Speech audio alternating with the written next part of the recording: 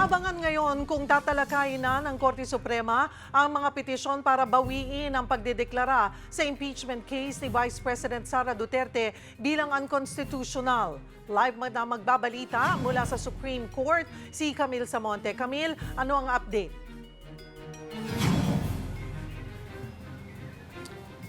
Cheryl, nakatakdangang magsagawa ng en banc session ang Korte Suprema ngayong araw at inaantabayanan pa rin natin kung matatalakay nga ba itong mga motion for reconsideration na inihain kaugnay sa impeachment ni Vice President Sara Duterte. Kanina, muling nagsagawa ng kilos protesta ang iba't ibang grupo rito sa harapan ng Korte Suprema para ipanawagan sa mga mahistrado na baligtarin ang kanilang desisyon sa pagbasura sa impeachment complaint.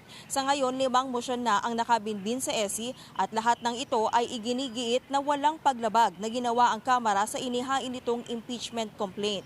May ilang grupo rin ang humihiling na magkaroon ng oral arguments para malatag ng mabuti ang issue at argumento ng mga partido.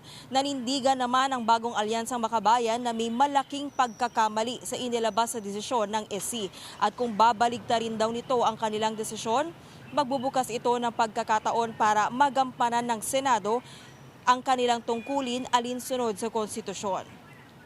Cheryl, matatandaan na ipinag-utos ng Korte Suprema na magkomento nga itong si VP Sara kaugnay sa motion na inihain ng Kamara pero sa susunod na linggo pa ang deadline nito. Yan muna ang latest. Balik sa iyo, Cheryl.